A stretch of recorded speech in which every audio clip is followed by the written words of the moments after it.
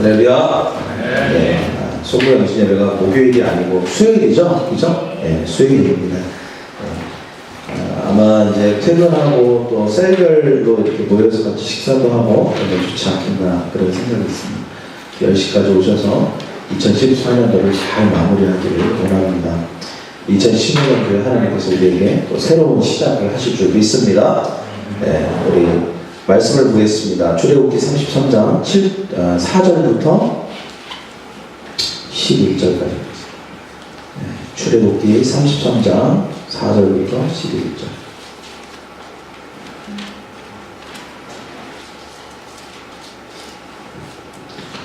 다 찾으셨나요?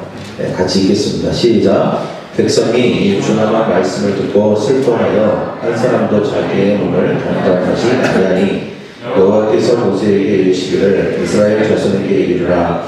너희는 목이 고든 백성인즉 내가 한순간이라도 너희 가운데 이르면 너희를 진멸하리니 너희는 잡신구를 떼어내라. 그리하면 내가 너희에게 어떻게 할지를 정하겠노라 하셨습니다. 이스라엘 자손이 호렙 산에서부터 그들의 잡신구를 떼어내니라. 모세가 항상 장막을 취하여 진 밖에 쳐서 진과 멀리 떠나게 하고 회막이라 이르나니 여호와를 악마하는 자는 다 진박 회막으로 나아가며 모세가 회막으로 나아갈 때에는 백성이 다 일어나 자기 장막문에 서서 모세가 회막에 들어가기까지 바라보며 모세가 회막에 들어갈 때에 구름 기둥이 내려 회막문에 서며 여호와께서 모세와 함께 하시니 모든 백성이 회막문에 구름 기둥이 서 있는 것을 보고 다 일어나 각기 자기 장막문에 서서 예배하며 사람이 자기 친구와 이야기한 같이 여호와께서는 모세와 대면하여 말씀하시며 모세는 진으로 돌아오나 눈에 아들 젊은 수종자 여호수아는 회막을 떠나지 아니하니라. 아멘. 오늘은 이제 2014년도 마지막 주일입니다. 지나고 보면 참 이렇게 시간이 빨리 가는지 너무나도 시간이 빨리 간 것 같아요. 아쉬움도 있고 후회도 남고 또 어떤 경우에 하나님의 은혜와 감사함이 이렇게 교차하는 그런 시간이기도 합니다. 또 2015년도가 또 기대가 되기도 하죠. 이제 며칠 있으면 2015년도가 되기 때문에 또 하나님께서 내년도에는 어떻게 일하실까, 또 내게 어떤 일들을 행하실까, 이런 것들을 기대하게 하는 그런 한 주간이라고 할 수 있습니다. 특별히 이번 그 송구영신 예배는 딱 절반인 것 같아요. 이번 주는 2014년도가 반이고 2015년도가 반이에요. 딱, 그죠? 12시 딱 보기가 한 주에 딱 중간입니다. 뭐 매번 이렇지는 않은 것 같은데 이것도 큰 의미가 있다고 생각을 합니다. 어떻게 우리가 한 주간을 보내야 될까를 잘 생각하는 그런 시간이 되기를 간절히 소망합니다. 오늘 우리가 이 말씀은 되게 출애굽기에 중요한 말씀이에요. 특별히 이스라엘 백성들이 애굽에서 400년 동안 종살이 하다가 이제 하나님께서 출애굽을 시키시잖아요. 그래서 하나님의 축복의 땅인 가나안으로 가게 됩니다. 근데 뭐 그 여정에서 얼마나 많은 일들이 있었는지 몰라요. 근데 오늘 이 사건은 굉장히 중대한 사건이고 아주 큰 사건입니다. 근데 이 사건을 기점으로 해서 이스라엘 백성들의 굉장히 큰 변화가 일어났어요. 그래서 저는 오늘 이 말씀을 통해서 특별히 2014년도와 2015년도를 이렇게 탁 넘어가는 이 한 주간이 마치 이스라엘 백성들에게 있었던 이런 놀라운 변화가 우리에게 동일하게 있는 그런 한 주간이 되기를 원합니다. 이스라엘 백성들은 아주 정말 세상적이고 여전히 세상의 문화에 있었고 하나님이 싫어하시는 삶을 살았고 또 항상 실수와 후회가 남는 인생을 살았지만 물론 하나님의 은혜가 있었죠. 그러나 그들이 정말 축복의 삶으로 나아가기 위해서는 반드시 해결해야 될 문제가 있었거든요. 그런데 그것이 해결되는 사건이 바로 오늘 사건이라고 할 수 있고 이 사건을 통해서 아주 새로운 그런 하나님의 백성으로 변화되는 것을 보게 됩니다. 오늘 이 말씀을 통해서 우리도 동일한 음성을 듣고 동일한 일이 우리의 가운데 일어나기를 원합니다. 오늘 이 앞에 구절에 있는 내용이 뭐냐면 모세가 이제 호렙산 꼭대기에 하나님을 만나러 올라갔을 때 이제 모세가 정해진 시간까지 내려오지 않는 거예요. 그러니까 이스라엘 백성들이 기다리다 지쳐서 그들이 금송아지를 만들었습니다. 네. 금송아지를 만들어서 뭐라고 하냐면 우리를 애굽에서 인도해낸 신이다. 아론이 그렇게 얘기해버렸어요. 그래서 그 금송아지를 막 숭배하고 절하고 예배하고 춤추고 노리는 것도 막 그렇게 한 거예요. 나중에 모세가 와서 또 강령을 받고 또 하나님께서 그렇게 하고 있는 것을 아셨습니다. 그래서 빨리 내려가 봐라. 지금 이스라엘 백성들이 하고 있는 일을 봐라. 그래서 이제 모세가 내려가 봤더니 그런 일이 벌어지고 있었던 것이죠. 우리의 삶 가운데서도 이런 일이 일어날 수 있습니다. 우리의 가치관이 변하지 않고 우리가 영혼이 확실하게 변하지 않으면 우리는 하나님이 아닌 것을 하나님으로 생각할 수 있습니다. 심지어는 우리가 예배를 드리고 우리가 교회를 다녀도 때때로 여전히 하나님이 아니라 다른 것을 하나님이라고 부를 수 있다는 거예요.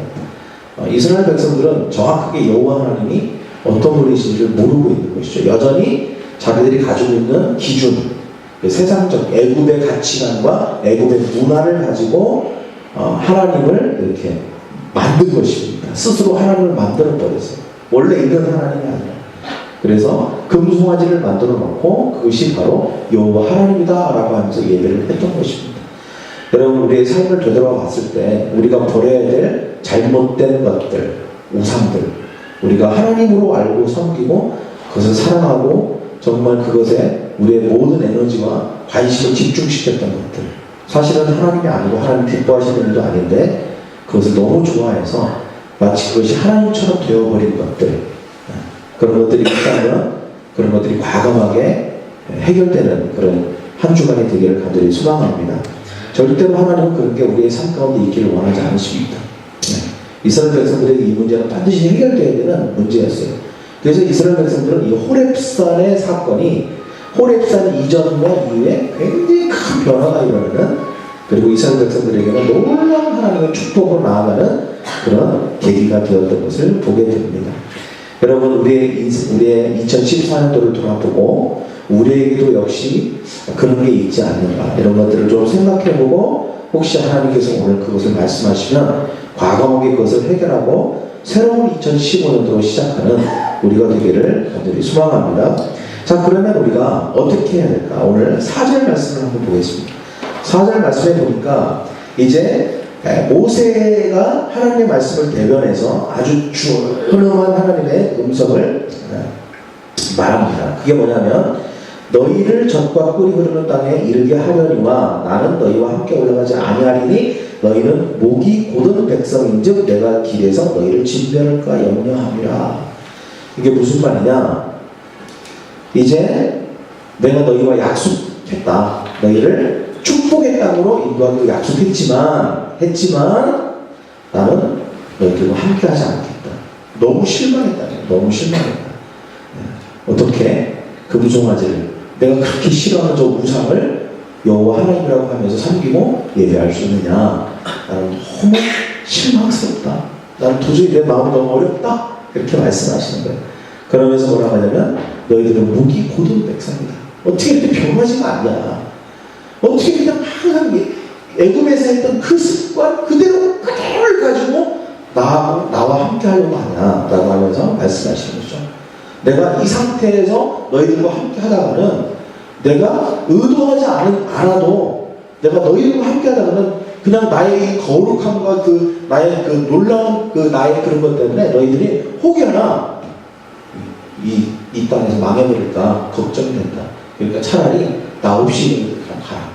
어떻게 보면 서운한 마음, 실망스러운 마음, 걱정되는 마음, 여러 가지 마음감이 교차하는 그런 하나님의 말씀인 것이죠.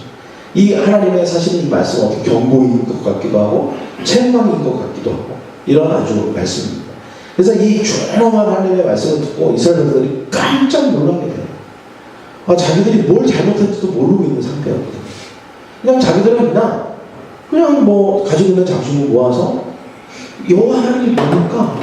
또 내가 뭘 해야 될지 모르는데 그냥 자기들이 습관대로 본능적으로 그렇게 만들어버렸어요.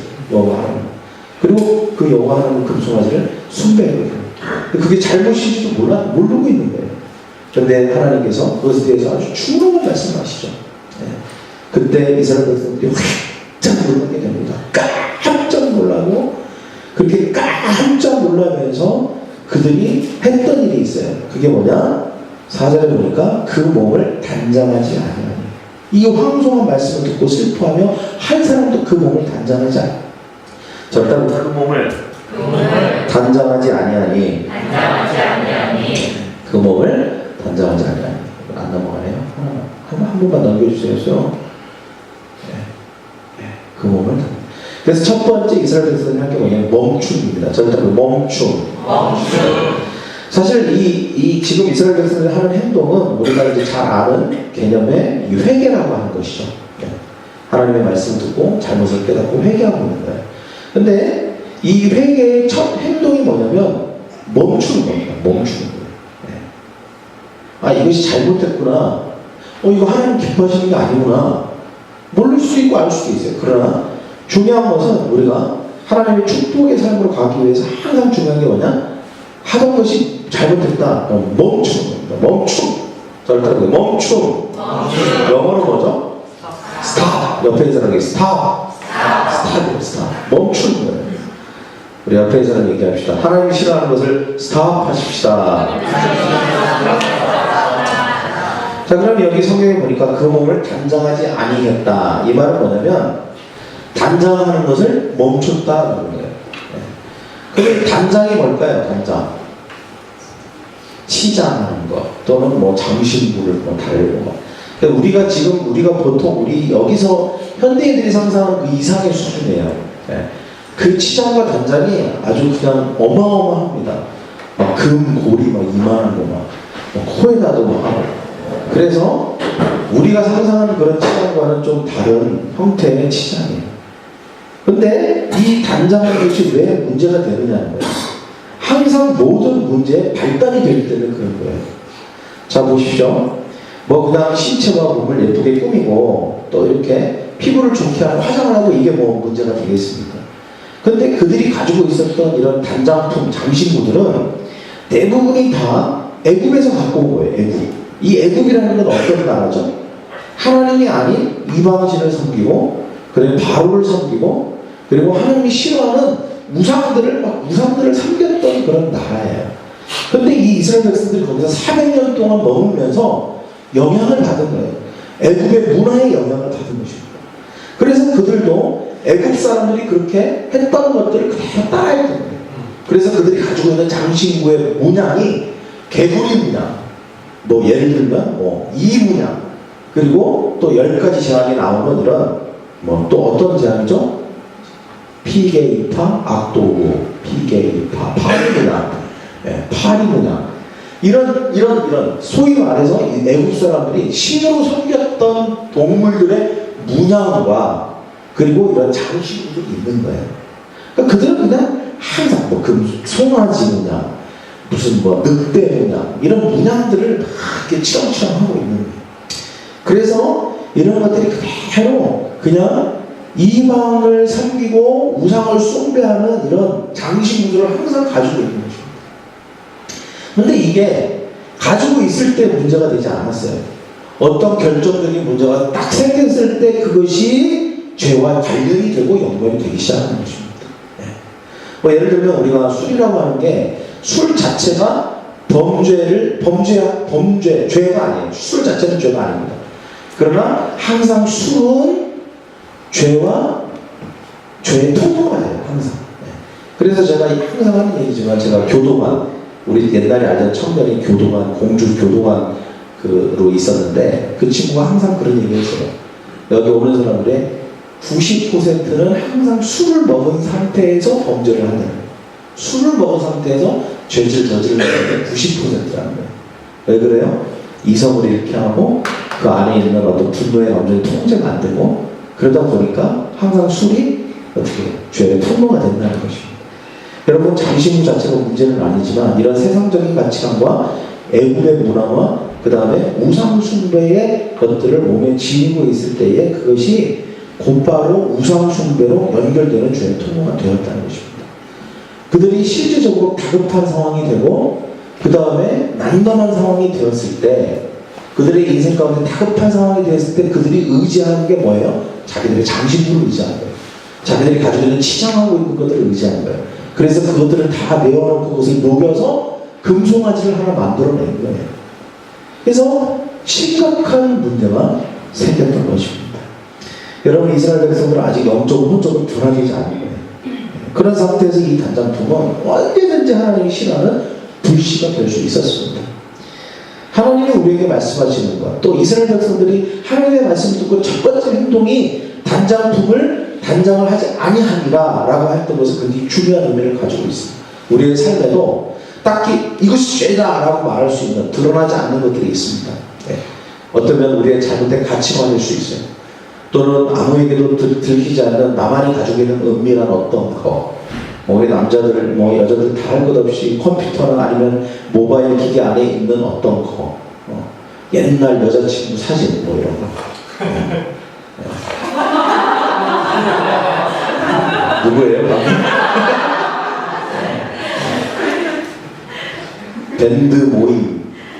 밴드 모임의 초등학교 동창생. 그때 내가 좋아했던 그 남자친구 김선진 이렇게. 지금은 각자 결혼했지만 보고 싶은 친구. 상상하면 상상할수록 로맨스가 떠오르고, 만약에 내가 그 친구와 결혼해서 살았다면 어떻게 됐을까 이런 것들 생각하는 이런 것들 있잖아요. 아무도 모르죠, 사실. 그죠? 네. 우리 남자들도 역시 어떤 그 이성에 대한 것들, 이런 그것뿐이겠습니까? 분명히 세상 법에 저촉이 되거나, 또는 우리가 뭔가 딱 드러나서 이거 죄 아니에요? 라고 얘기하지 않아도 저 마음 깊숙한 곳에 있는 그 동기와 이상한 생각들, 그런 것들, 그것이 죄는 아니에요. 그렇지만 언제든지 그거는 죄의 씨가 되고 불씨가 될 수 있다. 환경과 조건만 맞으면, 누가 바람만 하고 불어주고 거기다 땔감만 살짝 넣어주면 바로 활 타오를 수 있는 그런 것입니다. 그래서 성경에도 뭐라고 해요? 네. 욕심이 잉태하면 뭐가 된다고 그랬죠? 죄를 낳고, 죄가 자라면 사망을 낳는다고 그랬어요. 욕심이 잉태하면 죄를 낳는다고 그랬어요. 처음부터 죄가 되는 게 아니에요. 여러분, 어떤 사람이 갑자기 죄를 어느 날 갑자기 짓습니까? 그렇지 않아요. 죄가 자라기 위해서 토양이 중요해요. 죄도요, 어느 날 갑자기 퍽 하고 나타나는 게 아니에요. 토양이 있어야 돼요, 토양. 그 죄의 토양이 뭐냐? 이런 것들이에요. 이런 욕심이에요. 죄의 토양이 욕심인 거예요. 예를 들면, 우리 여성분들은 가방 좋아하잖아요. 명품 가방. 저는 이제 그런 생각이 있어요. 이 명품 가방을 드는 거에 저 마음의 기전에는 뭐가 있는 거죠? 실제로는? 가방이 너무 좋아서 이런 차원이 아니에요. 그 명품 가방이 저 마음의 기전 쭉 밑에는요, 일종의 과시욕이라는 게 있잖아요. 그죠? 그러니까 실제로 가방이 그 질이 좋거나 그 기능적인 게 그렇게 중요하지 않아요. 그냥 내가 이것을 하나 가지고 있다면 뭔가 있어 보이는 사람, 이렇게 보이는 거잖아요. 또 그것이 항상 다른 사람과 비교하는 것 가운데서 일어나는 일이잖아요. 그러다 보니까 이것이 이제 과시욕이 되는 거예요.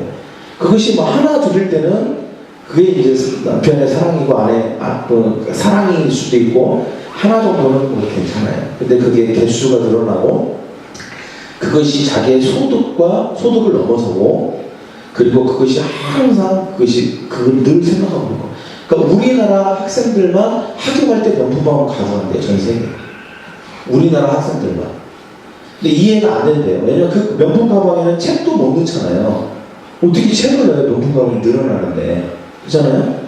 그리고 명품가방을 가져가면 절대 공부를 할 수가 없대요. 하루 종일 신경이 쓰여서. 누가 거기다 커피를 흘리거나 바닥에 놓을 수나 있겠어요? 그래서 우리나라 여성들만 학교에 갈 때 명품 가방을 가져간대요. 이해가 안 된대요. 다른 나라 사람들. 네. 좋은 거면 귀하게 조심해서 이렇게 해야 되는데, 왜 학교에 가져가겠어요? 공부하는 학생이. 과시하고 싶은 거예요. 과시. 근데 그 과시욕이 죄는 아니에요. 그러나 죄의 토양이 돼요. 항상 그것이 모아지면 나중에 문제가 생기기 시작한다는 것이죠. 오늘 하나님께서 이스라엘 백성들에게 사실 나중에 이스라엘 백성들이 이렇게 금송아지를 만들게 됐지만 이 금송아지를 만들게 된 게 어느 날 갑자기 만들어진 게 아니에요. 그들이 가지고 있는 뿌리가 있어요. 뿌리. 그 애굽이라고 하는 뿌리, 그 성경적이지 않고 하나님을 기뻐하시지 않는 하나님에 대한 관심이 아닌 거예요. 하나님에 대한 관심보다 늘 다른 것에 대한 관심의 습관들을 그대로 가지고 온 거예요. 이 400년 동안 하나님을 제대로 예배나 드렸겠어요? 하나님께 기도를 하겠어요? 하나님 기뻐하시는 일이 뭔가를 생각하는 것보다 항상 그들의 관심은 어떻게 하면 더 많이 가질까? 어떻게 하면 더 많은 돈을 가질까? 어떻게 하면 더 많은 수익을 가질까? 어떻게 하면 더 많이 치장하고 다른 사람보다 더 나아질까에 대한 관심만 계속 있었던 거예요. 그것이 광야에 와서 애굽을 탈출하고 저 하나님의 축복의 과정으로 가는 그 광야에서도 그게 나타난 거예요. 그대로. 이 문제를 해결하지 않으면 이스라엘 백성들은 절대 가나안의 축복은 가나안 땅에 가서도 없는 거예요. 아니 그 땅에 간다고 축복입니까? 아니에요. 변화가 일어나야 그 땅에 가서도 축복인 것이죠. 그래서 하나님께서 이 문제에 대해서 정말 심각하게 얘기하십니다. 난 너희들과 못 가겠다. 간들 뭐하냐? 그 땅에 축복일까? 여러분 우리가 해가 바뀌면 하나님 무조건 축복하실까요? 2014년도는 아쉬운 게 많아. 그러나 2015년도는 하나님 놀랍게 행하실 거야. 그렇게 우리가 기대만 하면 다 하나님이 축복하십니까? 아니에요. 확실하게 우리의 삶에 변화되어야 될 것이 변화되지 않으면 2015년도도 2014년도가 똑같을 거예요. 제가 너무 기대를 확 무너뜨리는 얘기를 하죠. 똑같을 거예요. 별다른 별 다를 거 없어요. 그래서 우리는 변화되어야 되는 거예요. 그러기 위해서 첫 번째 해야 될 일이 뭐라고요?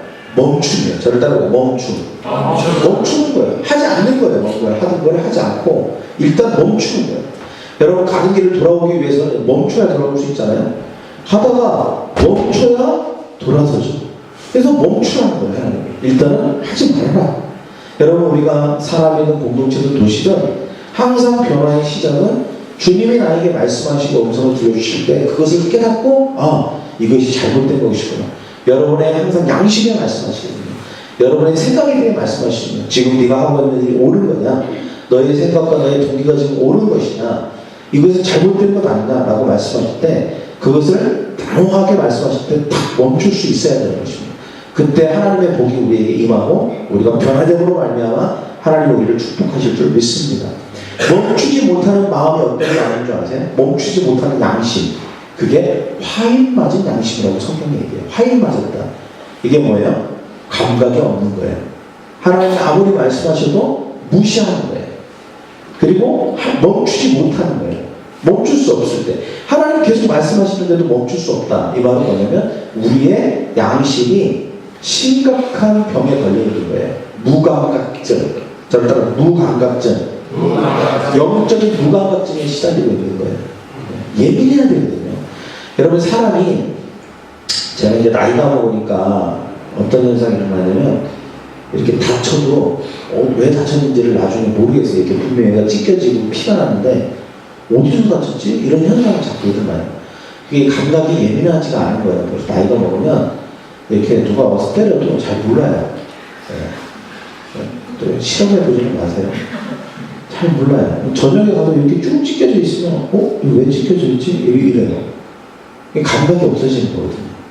근데 우리의 양심과 우리의 마음과 영적인 것도요, 이게 예민하지 못하면 감각이 점점 좀 상실되기 시작해요. 그러면 성경을 읽어도 아무 느낌이 없어요. 또 주님이 말씀하실 때 그것이 예민하게 콕 찔러서 탁 하고 예민하게 반응이 안 되고 무덤덤하게 돼요. 이런 현상이 계속 반복이 되다 보면 나중에는 아무런 그게 없는 거예요. 아무런 그게 없어요. 그냥 그 상태는 계속 가는 거예요. 이게 심각하다고 하죠. 그래서 성경에 보면 질병 중에 가장 무서운 질병이 뭐예요? 보통 넌센스병, 한센스병, 문둥병이라고 하죠. 그 병의 무서운 게 뭐예요? 감각이 없는 거잖아요. 손가락 하나를 확 잘라버려도 몰라요. 감각이 다 죽어버리니까. 그래서 우리의 영이 문둥병에 걸리는 거거든요. 문둥병. 불에 갔다가 대도 몰라요. 뜨거운 것도 모릅니다. 그러니까 이거는 물에 갖다 대도 얼음에 갖다 집어넣어도 모르는 거예요. 그러니까 우리가 양심이 화인 맞았다. 영적으로 우리가 무릎병에 걸리면요, 우리가 불에 즉 우리의 인생이 죽음을 향해 사망을 향해 가도 몰라요. 이게 죽는 길인지를 모른다고요. 네. 지금 죽음을 향해 낭떠러지를 향해 가도 모른다고요. 그것이 반복되는. 네. 그런 현상이 일어날 수 있습니다. 그래서 우리가 예민해야 돼요. 뭔가 주님 탁 말씀하시면 그거에 대해서 탁 하고 멈출 수 있어야 됩니다. 네. 빨리 반응할 수 있어야 된다는 거예요. 그러지 않으면 우리의 인생이 계속 양심이 굳어지고, 그리고 양심이 자꾸 무감각해지고, 그러면서 나중에는 하나님이 아무리 말씀하셔도 전혀 반응하지 않게 되는, 결국은 그 무감각증 때문에 심각한 결과가 초래될 것이 뻔한데도 멈출 수 없는 일이 일어난다는 거예요. 그래서 멈출 수 있을 때 멈출 수 있어야 돼요. 저는 옆에 있는 사람에게 멈출 수 있을 때 멈춥시다. 여러분, 남자들 바람 필 때 한번 보십시오. 멈춰야 될 기회가 왔을 때 딱 멈추는 사람이 보면 괜찮죠. 나중에 못 멈추면 어떻게 되죠? 은총 형제? 멈출 수 없어. 어떻게 될까 나중에? 어떻게 되겠어요? 인생 완전 끝나는 거죠. 미자 가만 두겠어요? 머리를 다 뽑아버리고 눈을 다 뽑아버리고 고자를 만들어서 그렇게 하겠죠. 예입니다. 생각만 해도 끔찍하네요.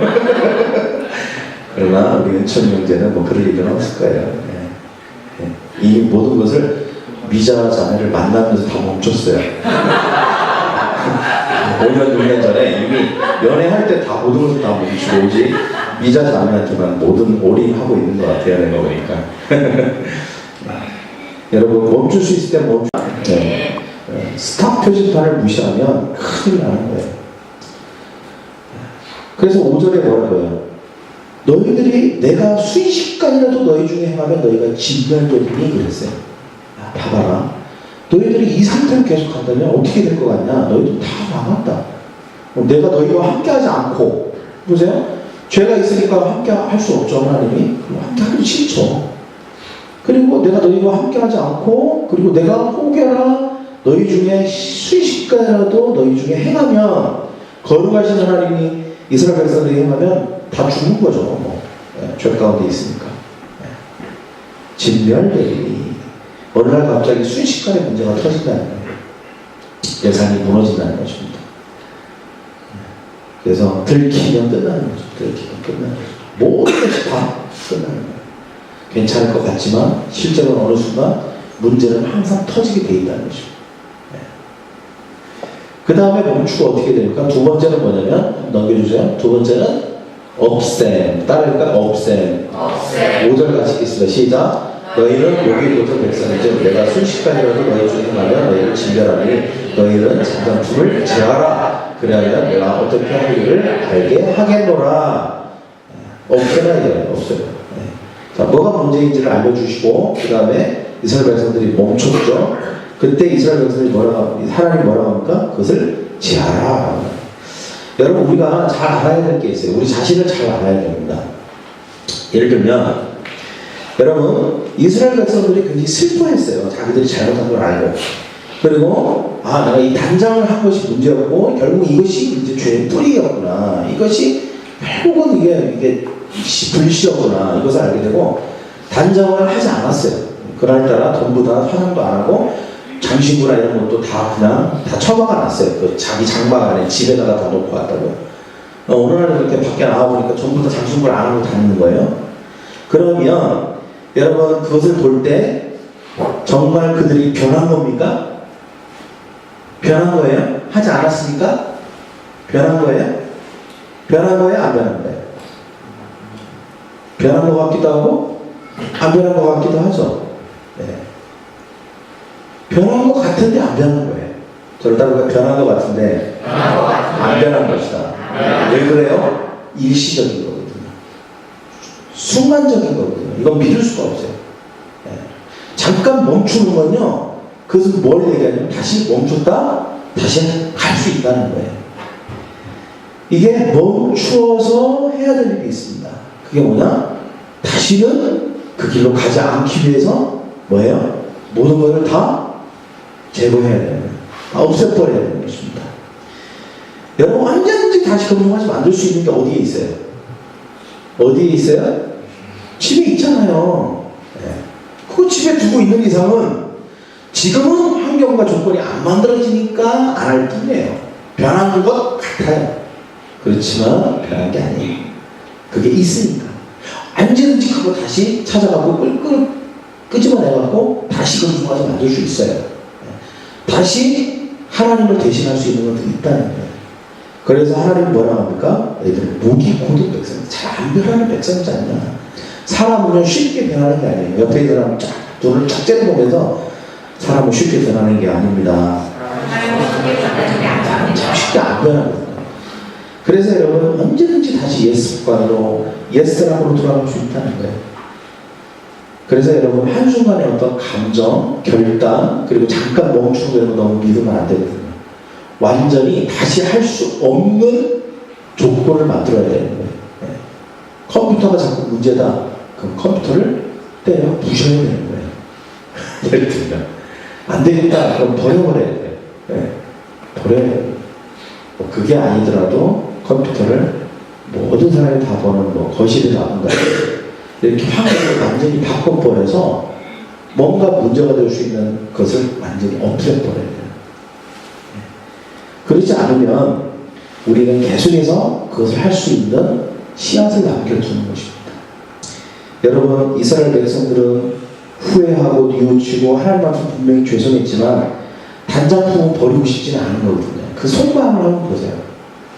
멈추셨지만 제하지는 않았어요. 그들은 하지 않았다고 했지 그들이 제했다고 안 한 거예요. 하나님은 정확하게 알았어요. 보니까 그 마음의 동기를 알고 있다는 거예요. 지금은 그 마음에 죄송하니까 안 하는 것 뿐이에요. 그렇지만 언제든지 다시 할 것을 미리 거기다 남겨둔 거예요. 언제든지 다시 하려고. 아까운 거지. 그거 버리기. 아까운 거예요. 그거 없으면 죽을 것 같고. 그러니까 꼭 놔두는 거예요. 얼마 전에 우리 집사님, 우리 교회 집사님하고 술 먹는 문제를 얘기를 했는데 가끔 거의 맥주를 안 하는데 가끔 친구하고 이렇게 밖에 나가면 맥주를 한 잔씩 했을 때요. 그래서 이제 뭐 이런저런 이야기들은 안 하기로 결정을 했어요. 근데 이제 그 집사님도 나한테 이렇게 물어보더라고. 집에 캔이 8병 있는데 그거 어떻게 해야 되냐고. 내가 내 기억에는 그것도 빨리 없애든지 누구를 주든지 아니면 음식을 쓰든지 그렇게 하라고 한 것 같아요. 그게 이제 마음이 굉장히 아마 그 캔 8병은 아마 누가 한 병당 몇만 원씩 주고도 안 팔고 싶은 건 대단한 그런 것처럼 크게 느껴지는 거거든요. 그게 너무 아까워. 이제 다시 못 먹을 맥주 캔 8병. 여러분 우리의 마음이 그래요. 항상 작은 예지만 우리의 마음 가운데 우리가 변한 것 같지만 실제로는 우리의 마음이 그쪽에 계속 가 있거든요. 하나님 정확하게 알고 계시는 것이죠. 하지 않는 것이 변한 건 아니라. 그래서 하나님이 거기에 대해 정확하게 그들의 속마음을 아시고 얘기하는 거예요. 그 하지 않는 것이라고 하지 않는 것으로 됐다고 생각하지 말라. 그러면서 그것을 너희들 가운데서 제하라 그랬어요. 그게 뭐예요? 없애버려라. 다시는 그런 마음이 들지 않도록 없애버려라. 여러분 새롭게 시작하기 위해서는 확실하게 버려야 되는 것입니다. 우리의 마음으로부터 버리고 또는 어떤 것으로부터 완전히 지워버리고 완전히 다시 예를 들면 이거예요. 내가 정말 옛날에 고등학교 때 만났던 잠깐 사귀었던 자매가 어떻게 하다가 연락이 됐어요. 전화번호가 하나 있어요. 그 전화번호 연락은 안 하지만 핸드폰 안에 저장이 되어 있어요. 이름을 바꿔서 동네 슈퍼 전화번호 이름 아줌마 주인들 이름으로 바꿔서 저장이 되어 있어요. 그거 물론 연락도 안 하고 만날 생각도 없어요. 근데 왠지 이거를 못 지우겠는 거예요. 그래서 놔두고 계속 몇 년씩이나 결혼하고도 냅두고 아니면 또 결혼한 우리 친구들 옛날에 사귀었던 여자 친구 사진 하나 어디다 꽁꽁 숨겨놓고 뭐 이런 게 있을 수 있잖아요. 그죠? 여기 있는 사람이 그렇다는 건 아니지만 있을 수 있어요. 왠지 이걸 버리면 내 인생의 손톱이 진짜 날아갈 것 같고 옛 추억이 다 날아갈 것 같아. 이 생각은 또 모르게 가지고 있는 이런 것들. 여러분 그건 씨입니다. 씨. 불씨예요. 절대 변한 게 아니에요. 그것을 가지고 있는 이상은 절대 자기 남편과 아내에게 100%의 사랑을 베풀고 있는 게 아니에요. 0.01%는 거기에 가 있는 거예요. 그래요, 안 그래요? 우리 전성원인데? 그렇잖아요. 그럼 어떻게 해야 될까요, 그거? 다 버려야 되는 거예요. 지워야 되는 거죠. 그건 아주 예예요, 예. 여러분, 우리가 하나님 앞에 그런 게 있어요. 예를 들면, 꼭 이런 게 아니더라도 우리의 마음 가운데 있는 것들. 우리가 하나님이 싫어하는 마음들이 있어요. 뭐 교만한 마음이라든지, 잘못된 마음, 뭐 동기들, 이런 것들. 이런 것들도 과감하게 우리의 마음에서 잘라버려야 돼요. 여러분, 이스라엘 백성들이 했던 것 중에 하나가 뭐냐면 할례거든요. 할례는 난지 8일 되는 아이에게 푸동 수술을 시켜주는 거잖아요. 그 표피를 빼서 없애는 거죠. 지금처럼 좋은 시설에 수술하는 게 아니죠. 그냥 돌같이 생긴 이런 칼 같은 걸로 마취도 없이 그냥 잘라버려요. 애들은 기절을 합니다. 너무 막 깜짝 놀라는 거죠. 어떻게 세상에 내가 8일밖에 안 됐는데 이런 일이 일어날 수 있어요. 그죠? 근데 왜 그런 일을 하겠어요? 이게 사람의 몸 중에 가장 질긴 살이에요. 거기가 가장 질긴 살이에요. 네, 아주 질긴 살이거든요. 그 질긴 거 그걸 잘라내는 거예요. 왜 그래요? 그건 뭘 상징하는 걸까요? 우리의 아직 고집 그리고 이기적인 마음들 이런 우리의 죄성 얼마나 잘라버리기 쉽지 않은지 몰라요. 잘랐다 싶은데 또 붙어있고 이래요. 그것을 확 잘라버려요. 이 할례는 단지 육적인 할례를 의미하는 게 아닙니다. 영적인 할례, 혼적인 할례를 의미하는 거예요. 우리의 생각과 마음으로부터 우리가 없애야 될 것들을 과감하게 쫙 하고 잘라버리는 것입니다. 바로 다시는 거기에 마음을 두지 않는 것입니다. 주님은 우리에게 말씀하시는 것이죠. 그래서 우리가 해야 될 두 번째 행동이 뭐라고요? 없애버리는 것입니다. 우리 옆에서 없애버립시다. 진짜 강한 의지를 가지고 한번 얘기해 보세요. 옆에서 단호하게 없애버립시다. 이번 주간에 해야 될 일이에요. 멈추고 없애는 거. 네. 너무 여러분 연말을 즐기지 마세요. 여러분이 새로운 시작 2015년도가 여러분이 진짜 축복이 되려면 멈추고 없앨 걸 없애야 돼요. 그러지 않고 그대로 2015년도에 14년도 거를 그대로 가져가면 안 되는 거죠.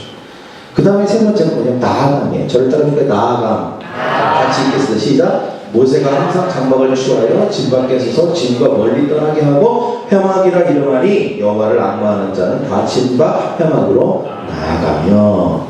자, 그렇게 한 다음에 어떻게 하죠? 회막으로 나아갔다고 했어요. 회막은 예배당이에요. 일종의 광야 예배당. 그럼 예배당으로 나아가는데 이스라엘 이 모세가 뭡니까? 기도처입니다. 일종의 기도하고 하나님 만나는 장소거든요. 그러니까 이 나아갔다는 것은 뭐냐면 기도하며 하나님 앞에 예배하며 나아갔다는 것입니다. 그들이 죄를 회개하고 멈추고 그들이 제거할 것을 제거하고 한 일이 뭐냐면 하나님께 집중하는 거였어요. 하나님께 집중하고 영적인 것에 집중하는 것이었습니다. 네. 그때 그들의 삶 가운데 놀라운 영적인 축복이 임했거든요. 구별된 장소, 구별된 시간, 구별된 마음으로 하나님 앞에 나아간다는 것입니다. 그랬을 때 이 회막 가운데 이스라엘 백성들이 보니까 모세가 하나님과 친구처럼 막 얘기하는 거예요. 그것을 보고 다 같이 찬양하고 또 여호수아는 모세가 나온 다음에도 끝까지 나와서 하나님 앞에서 하나님의 임재를 경험하는 그런 일들을 계속 하게 되는 것입니다. 하나님과의 관계가 회복되는 것이죠. 하나님의 임재가 회복된 것입니다. 여러분, 그러면 하나님의 임재가 회복됐다는 것은 무엇일까요? 아까까지만 해도 하나님 뭐라고 했죠? 나는 너희들과 못 가겠다.